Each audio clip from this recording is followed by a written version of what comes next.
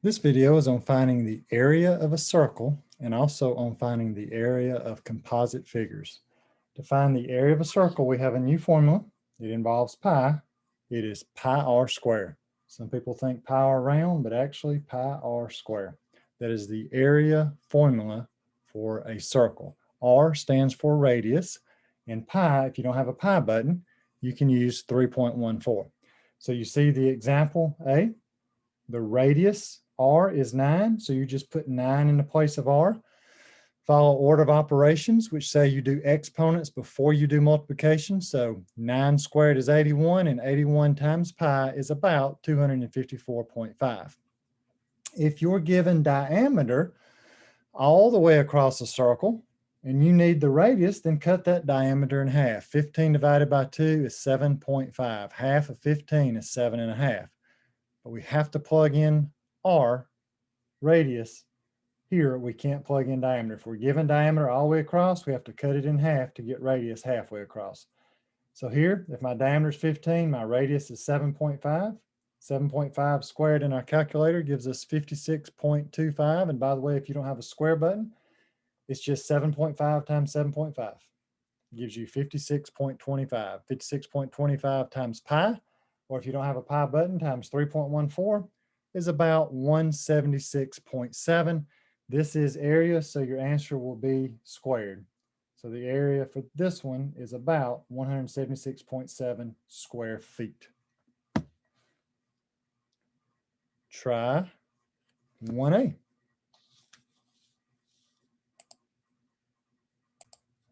1A gave us the radius halfway across the circle of 11, so we put 11 in the place of r. Order of operations say we have to do exponents before we multiply. 11 squared, or 11 times 11, is 121, and 121 times 3.14, or times pi, is about 380.1 square meters. Try 1B. 1B gives us the diameter all the way across the circle, so we have to cut it in half to get the radius. Half of 8 is 4, half of 2 is 1, so half of 8.2 is 4.1. 4.1 is what we're going to plug into place of r, radius. So here we are plugging 4.1 into place of r, the radius. 4.1 squared, or 4.1 times 4.1, is 16.81. Then I leave that in my calculator and I hit times pi, or if I don't have a pi button, I hit times 3.14, and the answer is about 52.8 square inches. Try number 1. Find the area of the circle that halfway across measures 7 meters. Halfway across is the radius. The radius is 7 meters, so I'm going to plug 7 in the place of r. So here you see I plugged 7 in the place of r. 7 squared, 7 times 7 is 49, and 49 times pi is going to give us an area of about 153.9 square meters. Now, I'm not necessarily telling you to round to the nearest tenth, so if you went to the whole number and got 154, or you went to the hundredths and got something else, that's okay. I rounded to the nearest tenth, and to the nearest tenth, the correct answer, 153.9 square meters, or meters squared. Try number 2. Number 2 gives us the distance all the way across the circle, the diameter. I need the radius halfway across the circle, so I have to cut that 4 1/2 and get 2. My radius will be 2.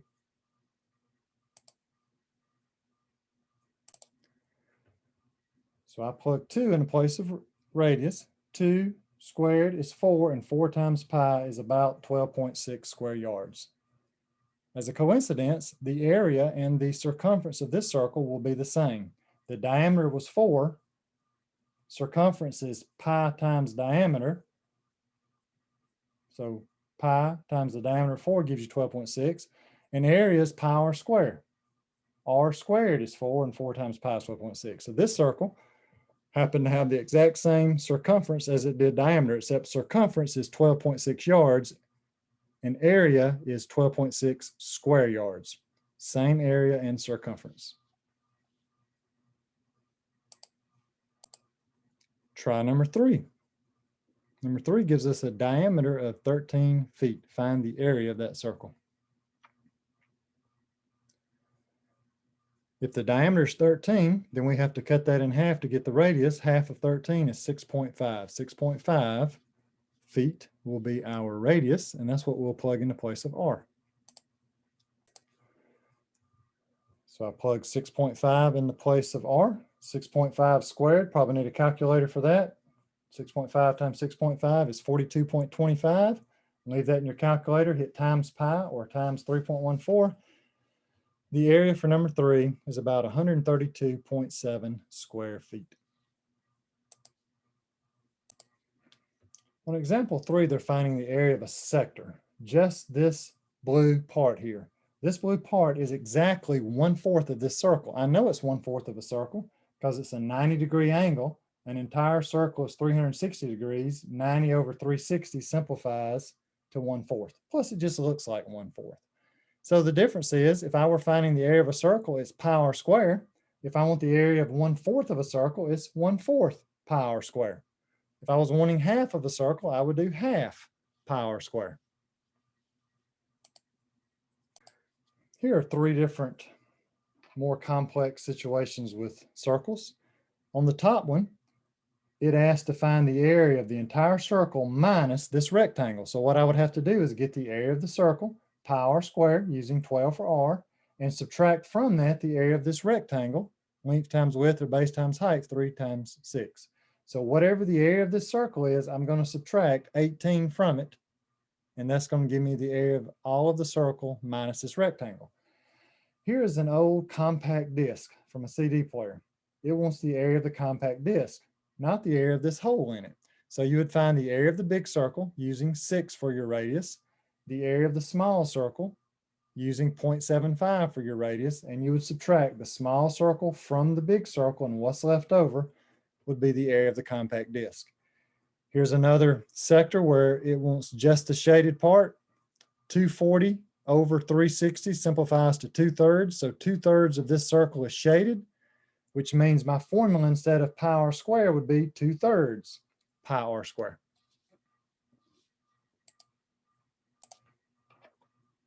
Here are 3 more examples. Semicircle is half of a circle. So if I wanted to know the area of this semicircle, instead of pi r squared, I just do half pi r squared, and r would be 4. Another semicircle, the radius is 5, so 1/2 times pi r squared using 5 for radius. And here we have 1/4 of a circle, so it's 1/4 pi r squared using 5 for my radius.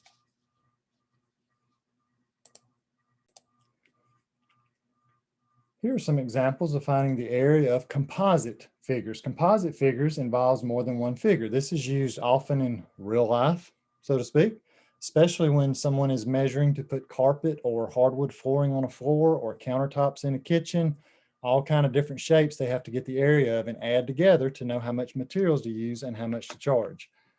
In this example, we have a rectangle plus a triangle. So get the area of the rectangle, 23 times 15, 345, and get the area of the triangle, half the base times the height.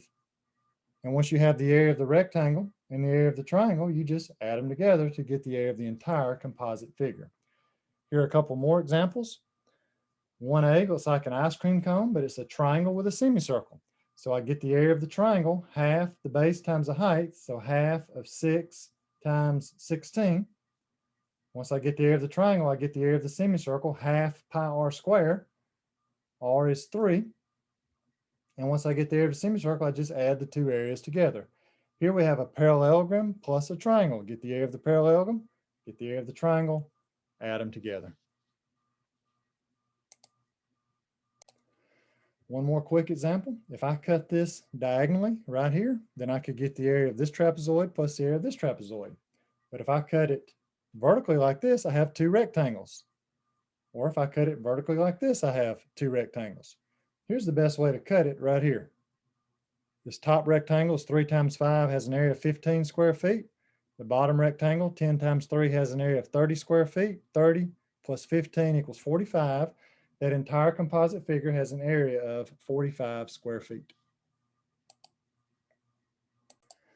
Let's try a couple, starting with number 6. So lots of ways we could do it. 2 trapezoids, 2 rectangles, or 2 rectangles this way. This is the best way to do it. So I'm just going to show you. Let's do it this way. Doing it this way, I have 2 rectangles. So it's going to be base times height plus base times height. That's your formula. BH plus BH, or LW plus LW. To the left of my paperclip, the base and height is 9 and 7.5. And to the right of my paperclip, the base and height is 6 and 15. So find the area of each and add them together, and you'll have the area of the whole thing. Give it a try, number 6.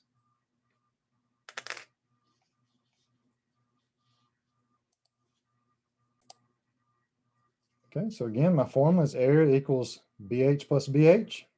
To the left of my paperclip, my base and height were 7.5 and 9. To the right, my base and height of that rectangle was 6 and 15. Follow order of operations. We multiply before we add. Multiplying here, we get 67.5. Multiplying here, we get 90. And once you have the area of each rectangle, you add them together and you get the area of the entire composite figure, which is 157.5 square meters. Let's try one more, number 8. I have a square plus a trapezoid. So my formula is going to be BH, base times height, plus half the height times the sum of the bases, which is my formula for a trapezoid. I'll go ahead and put the formulas up to make sure, but I'm going to take the picture down, so make sure you know. BH, base times height, is 5 times 5, plus, and then you write the formula for the trapezoid, which is 1/2 H, and then in parentheses, B plus B. So on the trapezoid, your height is 4. This top base is 2. And what do you think this bottom base is going to be? That bottom base is going to be the same as this line, which is 5. So on your trapezoid, your height is 4, your bases are 2 and 5.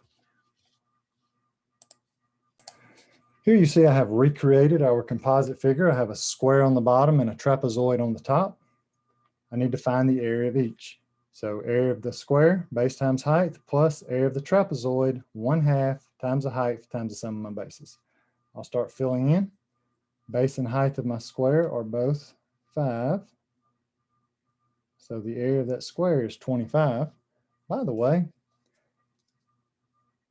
BH gives you the area of any rectangle or parallelogram.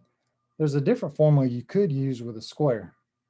This is it. S stands for one of the sides. Since all the sides are the same, you could take one of the sides and square it, because 5 times 5 is 25, and 5 squared is 25. It's a different formula for a square, but you don't have to use it. You can use the same formula as you do for rectangles and parallelograms. All right, on the trapezoid, so 1/2 or 0.5 times my height, which is 4, times the sum of my bases. This top base is 2. This bottom base, this line is the same as this line, so they're both 5. Order of operations say I have to do what's inside that grouping first, but I can go ahead outside the grouping and say 1/2 of 4 is 2, and then inside the grouping, 2 plus 5 is 7. 2 times 7 is 14, and 25 plus 14 is going to give me 39.